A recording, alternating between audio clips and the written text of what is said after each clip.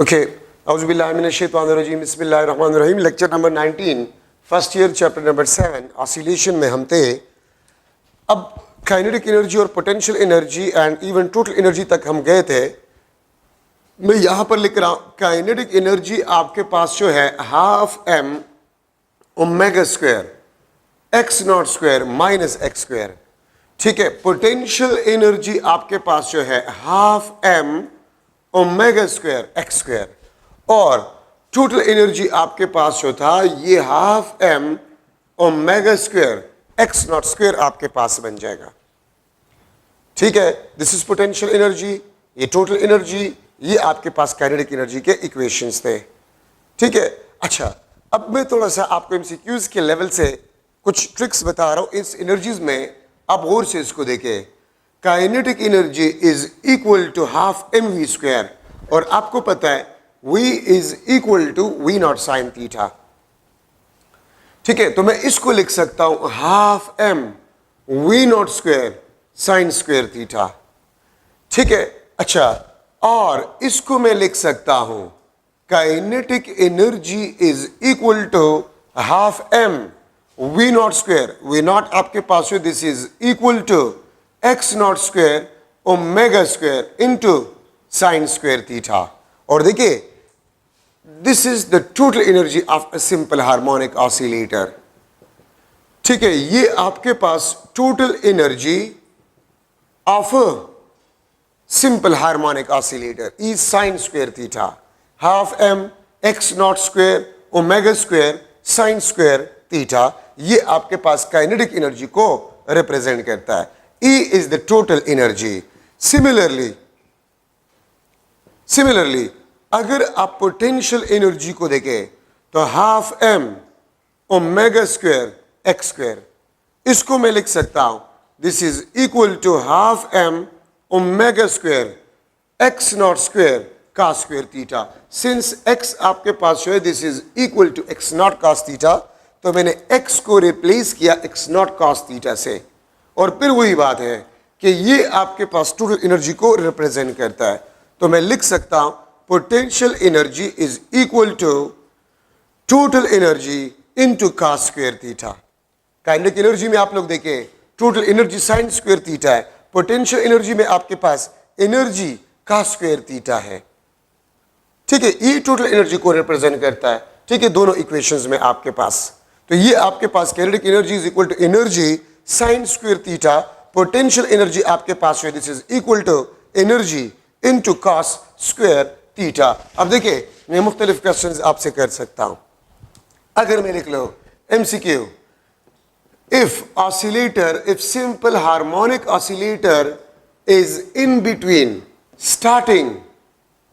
Starting and mean position, अगर oscillator आपके पास है between starting and mean position हो, ठीक है, देन मैं आपसे पूछ सकता हूं थीटा क्या होगा, फेज एंगल आपके पास क्या होगा, इंस्टेंटेनियस टाइम आपके पास क्या होगा, ठीक है। If total energy of simple harmonic oscillator is equal to E, then kinetic energy आपके पास क्या होगा, पोटेंशियल एनर्जी आपके पास जो है वो क्या होगा। ये मुख्तलिफ क्वेश्चंस आपसे पूछे जा सकते हैं। हाँ, मैं आपसे ये भी पूछ सकता हूं इंस्टेंटेनियस डिस्प्लेसमेंट आपके पास क्या होगा, इंस्टेंटेनियस वेलोसिटी आपके पास क्या होगा। ये मुख्तलिफ क्वेश्चंस आपसे पूछा जा सकता है। तो मैंने लास्ट लेक्चर में आपको बताया था कि अगर ये आपके पास स्टार्टिंग पोजीशन है, ये अपोजिट एक्सट्रीम पोजीशन है, ये आपके पास मीन पोजीशन है, ये आपके पास क्या है, मीन पोजीशन है, ठीक है। अच्छा, अब यहां से लेकर यहां पर थीटा आपके पास जीरो होता है या टाइम आपके पास जीरो होता है, यहां पर थीटा आपके पास 90 होता है और टी आपके पास टी डिवाइड बाई 2 होता है। अगर मैं इसको भी हाफ करूं तो थीटा आपके ये 180, ये आपके पास 180 डिग्री होता है, ठीक है। और यहां पर थीटा आपके पास जो है दिस इज 90, और टी बाई 2 को अगर आप हाफ करें ये टी डिवाइड बाई 4 आपके पास होगा। अगर ऑसिलेटर आपके पास जो है वो मीन पोजीशन पे हो तो फिर इंस्टेंटेनियस टाइम आपके पास जो होगा वो टी डिवाइड बाय 4 आपके पास होगा। चार्ज न होते देखे ना, ठीक है, तो ये आपके पास t डिवाइड बाई 4 होगा। अच्छा, अब ये देखिए आप लोग, अगर मैं इसको भी हाफ करूं, ये मीन पोजीशन, ये स्टार्टिंग पोजीशन, अगर मैं इस 90 को भी हाफ करूं, थीटा आपके पास 45 डिग्री होगा। Theta will be equal to 45 degree और t आपके पास जो है this will be equal to t divide by 4। तो क्वेश्चन में आपको बताया गया है कि simple harmonic oscillator is in between starting and mean position. If simple harmonic oscillator is in between starting and mean position means oscillator आपके पास यहां पर हो, तो देखिए आपको सब कुछ ये एंगल बताएगा। थीटा आपके पास है this is equal to 45 degree. Theta आपके पास किस चीज के बराबर है? ये 45 डिग्री के बराबर है। ठीक है, तो मैं थीटा लिख लूंगा 45 degree if the oscillator is in between mean and starting position, या 45 डिग्री को मैं लिख सकता हूं pi divide by 4। Pi divide by 4 मैं इसको लिख सकता हूं। अच्छा, अब x is equal to x naught cos theta, cos 45 x naught divide by √2। ठीक है, v is equal to v naught sin theta, sin 45 आपके पास x naught divide bye v naught divide by under the root of 2 आपके पास होगा। अगर total energy आपके पास E एनर्जी हो तो फिर काइनेटिक एनर्जी आपके पास क्या होगा? तो अगर आप काइनेटिक एनर्जी को देखें तो काइनेटिक एनर्जी में आपके पास साइन स्क्वायर थीटा आता है, साइन स्क्वायर थीटा आपके पास आता है। और याद रखिए साइन स्क्वायर 45 डिग्री आपके पास हाफ के बराबर होता है। तो काइनेटिक एनर्जी टोटल एनर्जी का हाफ होगा, पोटेंशियल एनर्जी टोटल एनर्जी का हाफ होगा। और ये बात आप लोग याद रखें कि आपके पास थीटा अगर 45 डिग्री हो या पाई बाय 4 है तो काइनेटिक एनर्जी और पोटेंशियल एनर्जी आपके पास बराबर होंगे। काइनेटिक एनर्जी और पोटेंशियल एनर्जी आपके पास 45 डिग्री एंगल पे ये आपके पास बराबर होंगे। ठीक है, मैंने यहां पर लिखा था आपको कि cos स्क्वायर 45 डिग्री वो भी हाफ है, साइन स्क्वायर 45 डिग्री वो भी आपके पास हाफ है। So kinetic energy is equal to half of a total energy. ठीक है, हाफ ऑफ टोटल एनर्जी के बराबर होगा। तो 45 डिग्री पे या पाई बाई 4 पे काइनेटिक एनर्जी और पोटेंशियल एनर्जी आपके पास बराबर होगा। अब देखिए टाइम हमने किस तरह मालूम करना है, टाइम हमने किस तरह मालूम करना है? तो आसान तरीका है, थीटा आपके पास है this is equal to omega T, this is equal to 2 pi divide by T into small T, 2 pi divide by capital T into small T. Theta आपके पास पाई डिवाइड बाई 4 है, यहां पर मैंने लिखा है। ठीक है, आपके पास थीटा 45 या पाई डिवाइड बाय 4, तो 2 pi divide by T into small T, pi और पाई आपके पास कैंसिल हो जाएगा। ठीक है, और 2 यहां पर आ जाएगा, t divide by 8 is equal to instantaneous time. तो इंस्टेंटेनियस टाइम आपके पास जो है वो किस चीज के बराबर होगा? वो t डिवाइड बाय 8 के बराबर होगा, 1/8 times of the time period of simple harmonic oscillator. ठीक है, थीटा 45 डिग्री है। याद रखिए अगर oscillator in between starting and mean position हो तो थीटा 45 डिग्री होगा। अगर ऑसिलेटर यहां पर हो तो ये between mean and opposite extreme कहलाता है। यहां पर थीटा आपके पास जो है ये बराबर होगा 135 डिग्री।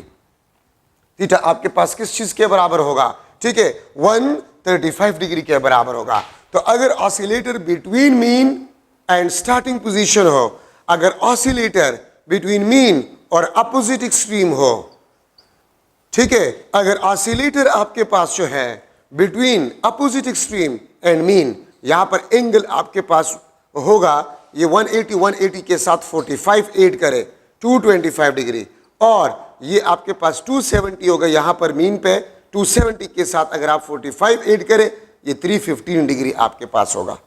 तो अगर ऑसिलेटर बिटवीन स्टार्टिंग और मीन हो, अगर oscillator between mean and opposite extreme हो, यहां पर अगर oscillator on a way back, जब वापस आएगा ऑसिलेटर तो फिर इसके साथ हम वे बैक लिखेंगे 180 डिग्री के बाद, 180 डिग्री के बाद हम जरूर लिखेंगे वे बैक।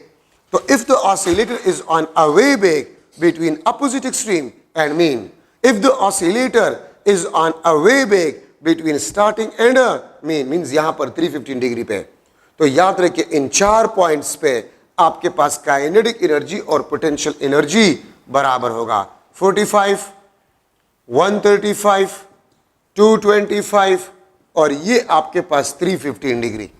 ठीक है, तो इस पे आपके पास काइनेटिक एनर्जी और पोटेंशियल एनर्जी बराबर होंगे।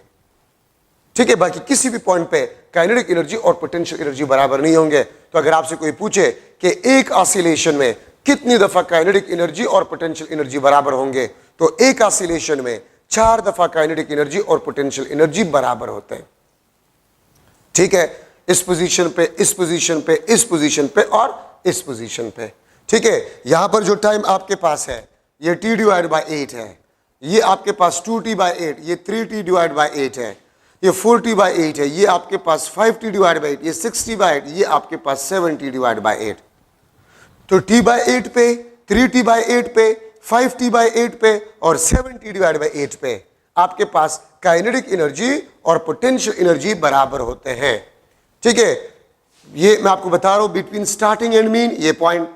और अगर यहां पर है on away back between mean and starting, on away back between mean and starting position आपके पास ही होगा। अच्छा, अब अगर मैं एक और एमसीक्यू लिख लो, if velocity is equal to half of the maximum velocity, if velocity आपके पास जो है this is equal to half of a maximum velocity, half of a maximum velocity, then मैं आपसे पूछ सकता हूं x क्या होगा, फेज डिफरेंस क्या होगा, इंस्टेंटेनियस टाइम क्या होगा।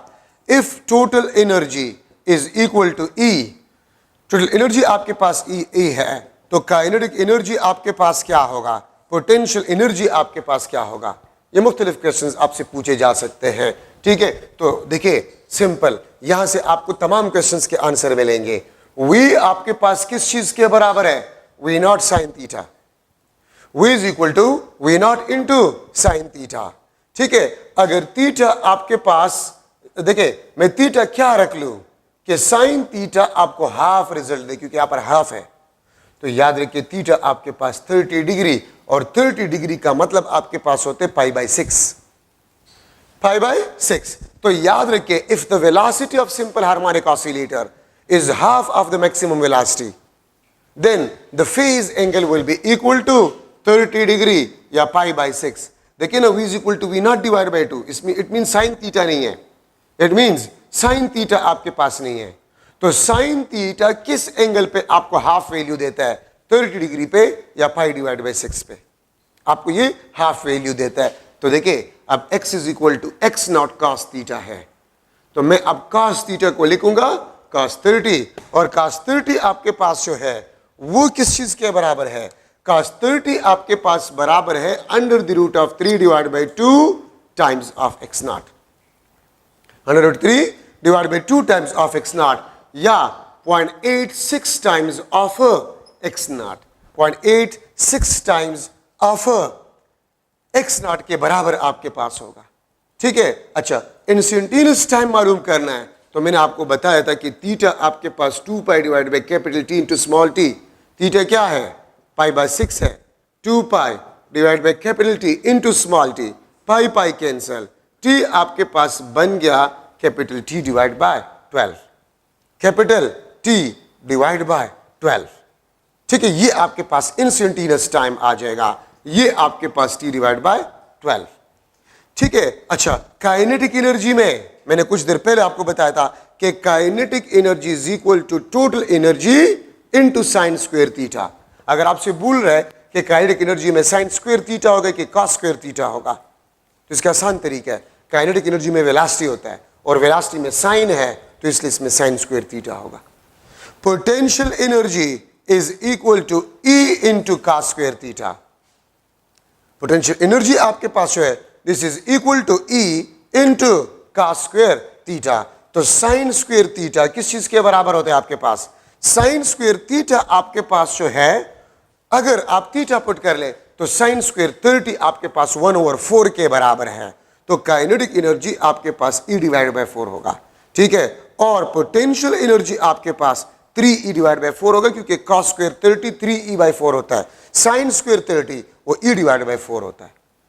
ठीक है, तो तमाम क्वेश्चंस के आंसर जो है वो आपको मिल गए। अगर मैं आपसे पूछूं कि एक ऑसिलेशन में काइनेटिक एनर्जी और पोटेंशियल एनर्जी कितनी दफा बराबर है?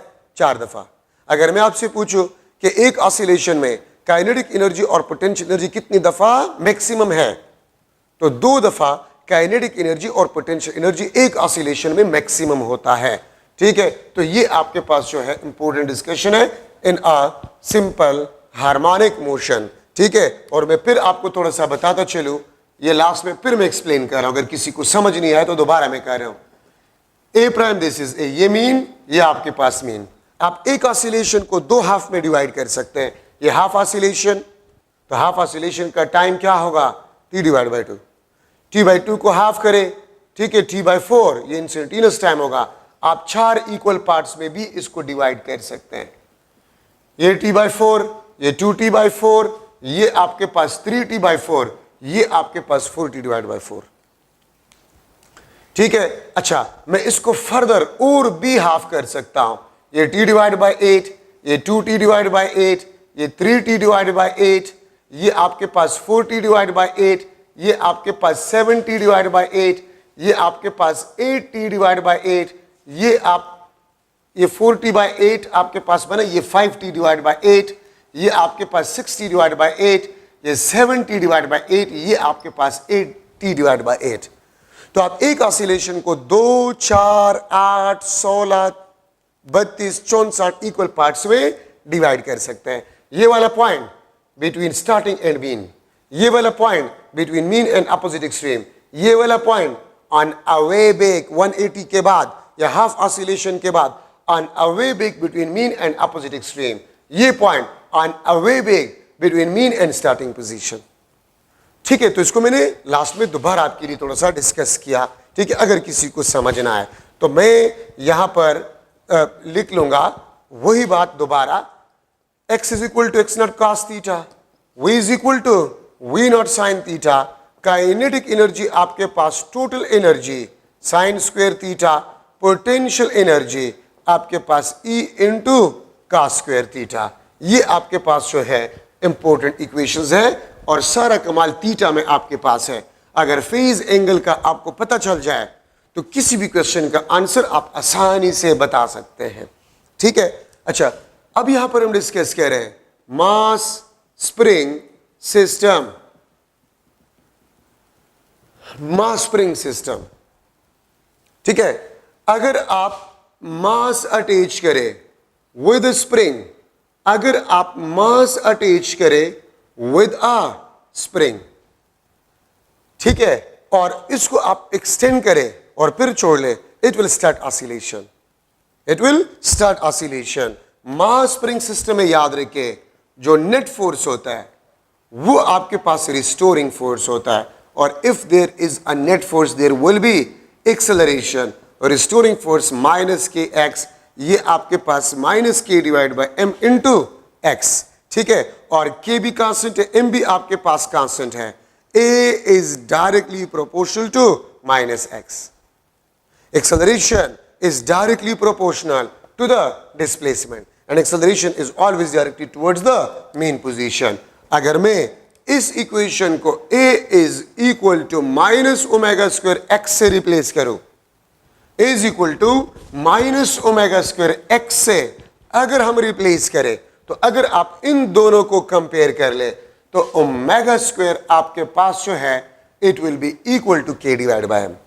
ओमेगा आपके पास जो है this will be equal to under the root of k divide by m, under the root of k divide by m। अगर स्टिफनेस ऑफ स्प्रिंग आपके पास गिवन हो और मास अटैच्ड विद स्प्रिंग आपके पास गिवन हो, आप एंगुलर फ्रीक्वेंसी इस फार्मूले से मालूम कर सकते हैं। ठीक है, k स्टिफनेस ऑफ स्प्रिंग या स्प्रिंग कांस्टेंट अगर गिवन हो और मास गिवन हो, आप एंगुलर फ्रीक्वेंसी इस इक्वेशन से मालूम कर सकते हैं। Angular frequency or angular velocity directly proportional to the stiffness of a spring if the mass is kept constant. Angular velocity is inversely proportional to the square root of mass if the spring constant is kept, the stiffness of a spring is kept constant. Ratios अगर आपने बनाना है तो omega 1 divided by omega 2 is equal to under the root of k1 divided by k2. Omega 1 divided by omega 2 is equal to under the root of m2 divide bye m1। ठीक है, तो angular frequency आपके पास है वो stiffness of a spring पे भी depend करता है और मास अटैच्ड विद स्प्रिंग पे भी डिपेंड करता है। Omega is directly proportional to the square root of k divide by m। Omega 1 divide by omega 2 is equal to k1 m2 divide by k2 m1। अगर stiffness को भी मैं double कर जाऊं और मास अटैच्ड को भी डबल कर जाऊं तो एंगुलर फ्रीक्वेंसी और एंगुलर वेलोसिटी में कोई चेंज नहीं आएगा। तो एंगुलर फ्रीक्वेंसी और angular velocity depends upon spring constant या stiffness of a spring and mass attached with a spring. ठीक है, तो ये आपके पास एंगुलर वेलोसिटी। अगर आप टाइम पीरियड की इक्वेशन को देख ले, उसी से अगर आप निकाले तो 2 pi m divide by K under the root और फ्रीक्वेंसी आपके पास होगा 1 divide by 2 pi under the root of k divide by m। ठीक है, तो मैं यहां पर लिख सकता हूं, T is directly proportional to the square root of mass if the spring constant K is kept constant। अगर K आपने constant रखा हुआ है तो T is directly proportional to the square root of mass। यहां पर मैं लिख सकता हूं T1 divided by T2 is equal to under the root of M1 divided by M2। अगर मैं मास को डबल कर जाऊं time period will be under root 2 time increase, क्योंकि इस पे अंडर रूट है। अगर मैं मास को 4 टाइम इंक्रीज कर जाऊं तो 4 under root 2 time period will be double. अगर मैं मास को हाफ कर जाऊं time period will be under root 2 time decreases. ठीक है, और इसी तरह मैं लिख सकता हूं time period is inversely proportional to the square root of k if the mass attached is kept constant, या T1 divided by T2 is equal to under the root of k2 divided by k1। ठीक है, ये बात आप लोग याद रखिए। तो देखिए, अगर आप मास को डबल कर जाए टाइम पीरियड आपके पास अंडर रूट 2 टाइम इंक्रीज। अगर आप मास को हाफ कर जाए टाइम पीरियड आपके पास अंडर रूट 2 टाइम डिक्रीजेस। और अगर आप मास को भी डबल कर जाए और स्टिफनेस को भी डबल, m से आपने मास 2m कर लिया और k से आपने स्टिफनेस ऑफ स्प्रिंग 2k कर लिया, तो फिर आपके पास टाइम पीरियड और फ्रीक्वेंसी जो है वो आपके पास क्या होगा। ठीक है, वो आपके पास क्या होगा। तो अगर मैं मास को भी डबल कर जाऊं और k को भी डबल कर जाऊं तो टाइम पीरियड आपके पास it will be remain same. Mass m मैंने अटैच किया था एक स्प्रिंग के साथ जिसका स्टिफनेस k था। अगर m को मैं 2m से रिप्लेस कर जाऊं और k को 2k से रिप्लेस कर जाऊं, what will happen to the time period and frequency? It will remain same. तो ये आपके पास फ्रीक्वेंसी k के under root directly proportional under root mass के इनवर्सली प्रोपोर्शनल है आपके पास। अगर सस्पेंडेड मास स्प्रिंग सिस्टम हो,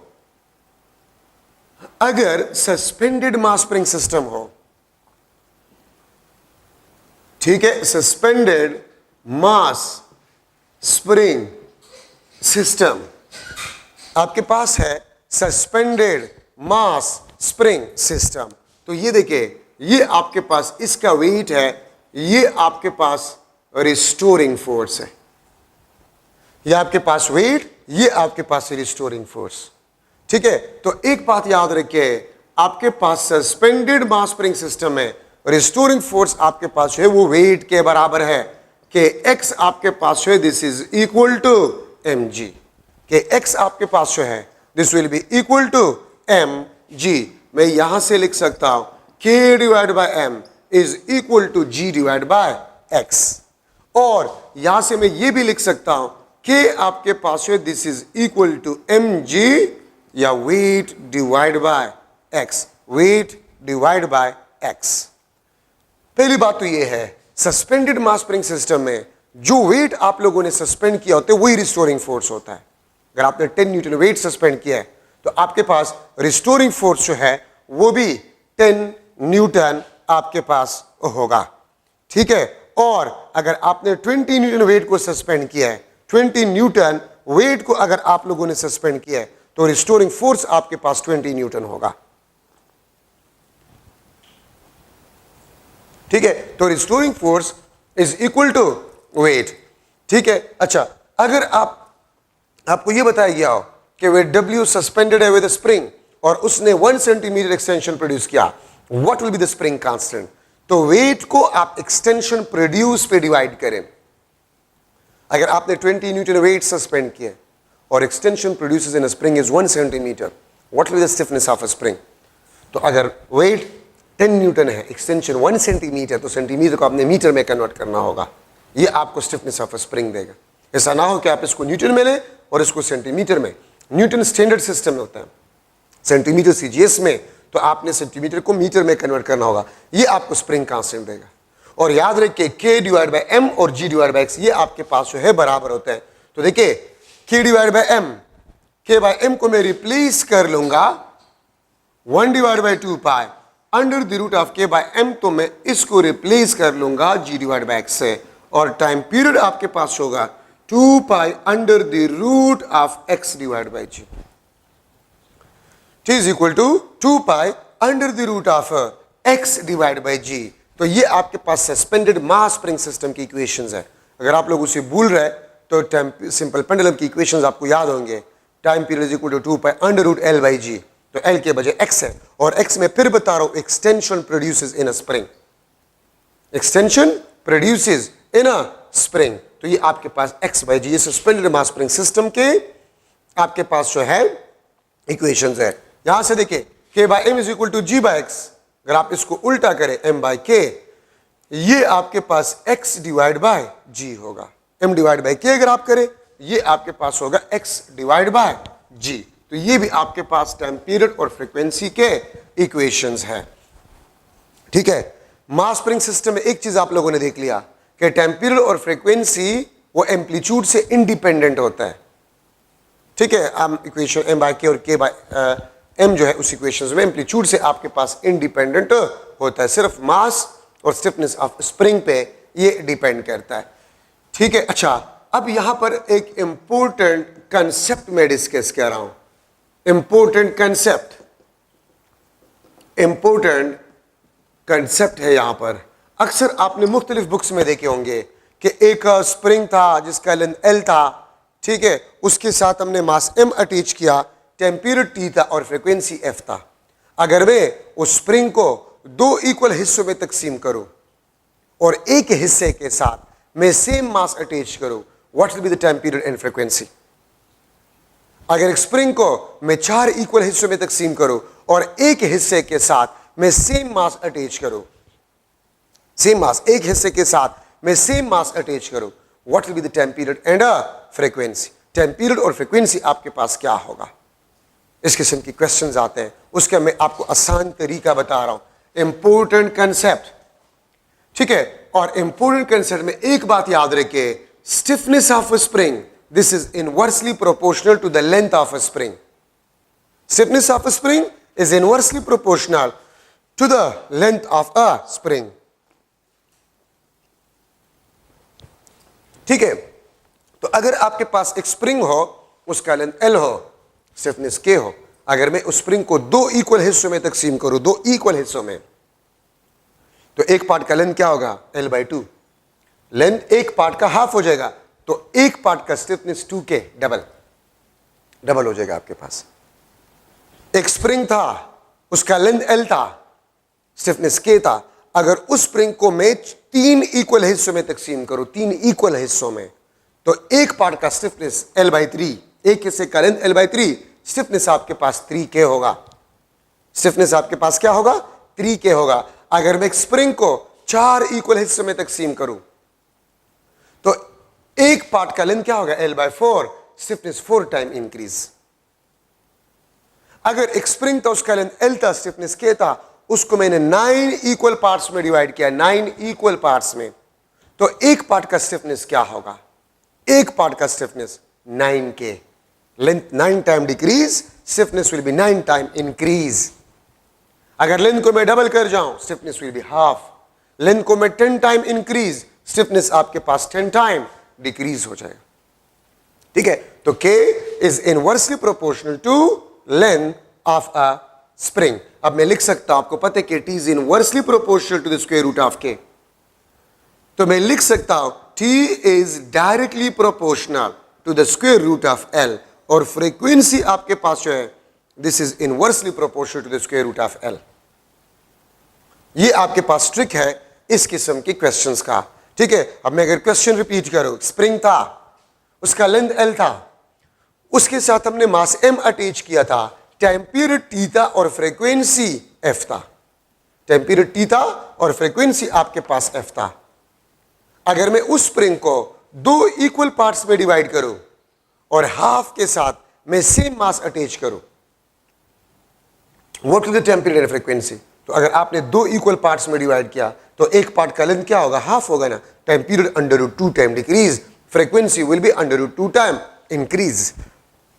एक स्प्रिंग था जिसका लेंथ L था, उसके साथ हमने मास M अटैच किया था, टाइम पीरियड T था और फ्रीक्वेंसी आपके पास F था। अगर उस स्प्रिंग को मैं 4 इक्वल हिस्सों में तकसीम करूं, स्प्रिंग को 4 इक्वल हिस्सों में मैं तकसीम करूं और एक हिस्से के साथ मैं सेम मास अटैच करूं, एक हिस्से के साथ मैं सेम मास अटैच करूं, what will happen to the time period and frequency? तो लेंथ 4 टाइम डिक्रीज, तो 4 का अंडर रूट क्या होता है? 2, तो length 4 time decrease, L by 4, L by 4 under root means 2। ठीक है, तो आपके पास जो है टाइम पीरियड हाफ हो जाएगा, फ्रीक्वेंसी विल बी डबल। एक स्प्रिंग था, उसका लेंथ L था, टाइम पीरियड T था, मास M हमने अटैच किया था, टाइम पीरियड T था और फ्रीक्वेंसी F था। अगर उस स्प्रिंग को हमने 16 इक्वल पार्ट्स में डिवाइड किया, 16 इक्वल पार्ट्स में, और एक पार्ट के साथ हमने सेम मास अटैच किया, तो देखिए 16 पार्ट्स, तो एक पार्ट का लेंथ L by 16 और इस पे अंडर रूट है, तो 16 under root 4, time period 4 time decrease, frequency 4 time increase.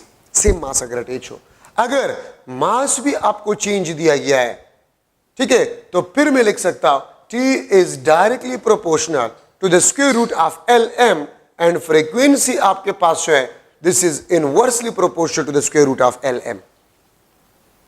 T is directly proportional to the square root of LM. Frequency is inversely proportional to the square root of LM. अब इसमें किस तरह questions बनते हैं? एक spring था जिसका length L था और मास M हमने अटैच किया, टाइम पीरियड T था, फ्रीक्वेंसी आपके पास F था। अगर मैं स्प्रिंग को दो इक्वल हिस्सों में तकसीम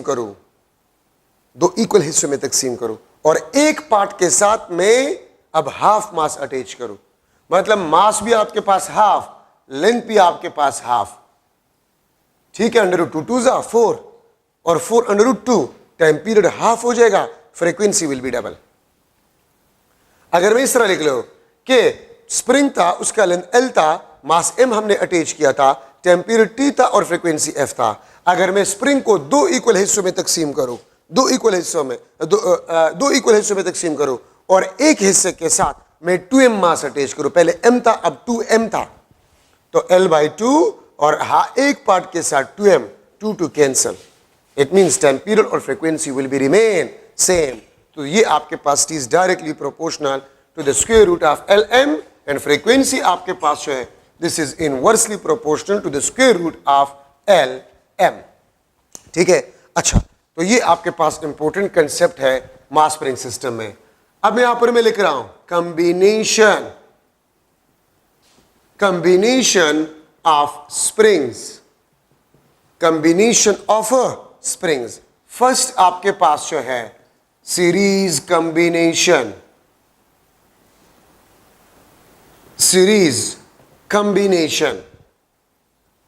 ठीक है, सीरीज कॉम्बिनेशन में आपके पास जो था, ये आपके पास स्टिफनेस K1 था, ये आपके पास स्टिफनेस क्या था? K2। दो स्प्रिंग्स है, उसको हमने सीरीज में कनेक्ट कर लिया। तो एक बात याद रखिए, सीरीज में अगर आप नंबर ऑफ स्प्रिंग्स को बढ़ाते हैं तो लेंथ बढ़ते हैं ना, और अगर लेंथ बढ़ते स्टिफनेस कम होता है। तो मुझे पता चल गया कि सीरीज में मैं नंबर ऑफ स्प्रिंग्स को अगर बढ़ाऊंगा, length will increase, stiffness will decrease. Stiffness आपके पास है वो डिक्रीज होगा, वहां पर पहले से मैं ये रिलेशन लिख चुका हूं। तो डिक्रीज के लिए formula 1 divided by KT is equal to 1 divided by K1 plus 1 divided by K2. The sum of reciprocal of the stiffness of a springs, the sum of reciprocal of the stiffness of a spring will be equal to the reciprocal of the total stiffness. Reciprocal of a total stiffness. Sum the sum of reciprocal of the stiffness will be equal to the reciprocal of the total stiffness. ठीक है, अगर मैं लिख लो for n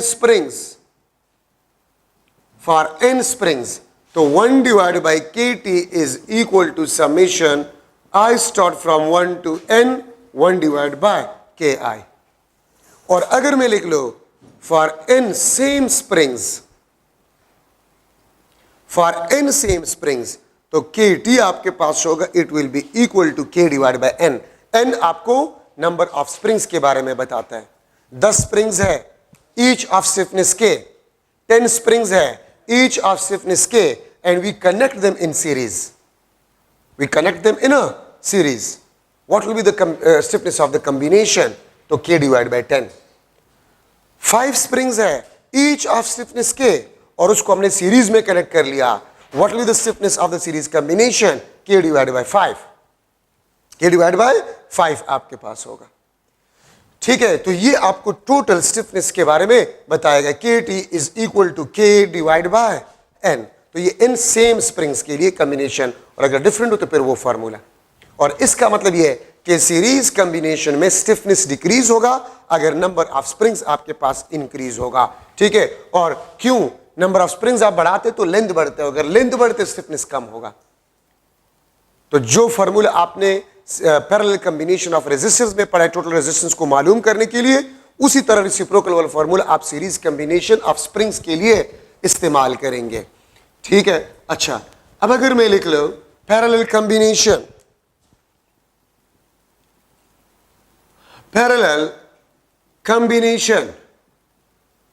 अगर आप दो या दो से ज्यादा स्प्रिंग्स को आप पैरेलल में लगा लें, ये आपके पास स्टिफनेस K1, ये आपके पास स्टिफनेस जो है दिस इज अ K2, ये आपके पास K1, ये आपके पास K2. ठीक है, अगर पैरेलल में आप इसको कनेक्ट करें तो याद रखिए स्टिफनेस इंक्रीज होगा. पैरेलल कॉम्बिनेशन में the sum of the stiffness of all the springs will be equal to the total stiffness. अगर मैं लिख लो फॉर n स्प्रिंग्स kt आपके पास होगा summation I start from 1 to n, ये आपके पास ki होगा. ठीक है, और अगर मैं लिख लो फॉर n सेम स्प्रिंग्स, अगर n सेम स्प्रिंग्स हो तो kt आपके पास होगा it will be equal to nk. तो पैरेलल कॉम्बिनेशन में स्टिफनेस इंक्रीज होगा, सीरीज कॉम्बिनेशन में stiffness will be decreases. 10 springs है, each of stiffness k, we connect them in parallel. What will be the stiffness of the combination? तो 10k, और अगर series में हो तो k by 10. ये आपके पास पैरेलल कॉम्बिनेशन ऑफ स्प्रिंग्स, और पैरेलल कॉम्बिनेशन में the sum of stiffness of springs will be equal to the total stiffness of the combination. ठीक है, अब देखिए मैं अगर इस पे एक MCQ बना लूं कि मास m attached with a spring of stiffness K. ठीक है, mass m attached with a spring of stiffness K, time period and frequency is T and F. If spring cut into two equal parts, spring को हमने काट लिया है 2 equal parts में, and connect them parallel. ठीक है, इसको हमने पैरेलल में कनेक्ट कर लिया, connect them parallel. Then time period and frequency will be dash. Time period और फ्रीक्वेंसी आपके पास जो है वो क्या होगा? ठीक है, तो ए ऑप्शन आपके पास जो है टाइम पीरियड और फ्रीक्वेंसी आपके पास क्या होगा? TF. B option T/2 2F. C option T/4 4F. D option आपके पास जो है that is 4T into F divide by 4. ये आपके पास मुख्तलिफ ऑप्शंस है, ठीक है। मास m हमने अटैच किया with spring of stiffness k, time period आपके पास t and frequency is f. If spring cut into two equal parts and connect them parallel, then time period and frequency will be dash. अब देखिए, अगर आपने spring को दो हिस्सों में काट ली, ये आपके पास स्प्रिंग था, ये स्प्रिंग था, इसका स्टिफनेस k था, अगर इसको आपने दो इक्वल हिस्सों में तकसीम किया, इस एक पार्ट का स्टिफनेस 2k, इस पार्ट का 2k, और टोटल स्टिफनेस क्या बन जाएगा 4k आपके पास बन जाएगा, ठीक है। 2k इसका स्टिफनेस होगा, 2k आपके पास इसका होगा, तो 2k plus 2k total stiffness आपके पास 4k बन जाएगा। मैं फिर रिपीट कर रहा हूं, स्प्रिंग था, उसका लेंथ l था, स्टिफनेस k था, और हमने मास m अटैच किया था, टेम्परेचर t था एंड फ्रीक्वेंसी f था।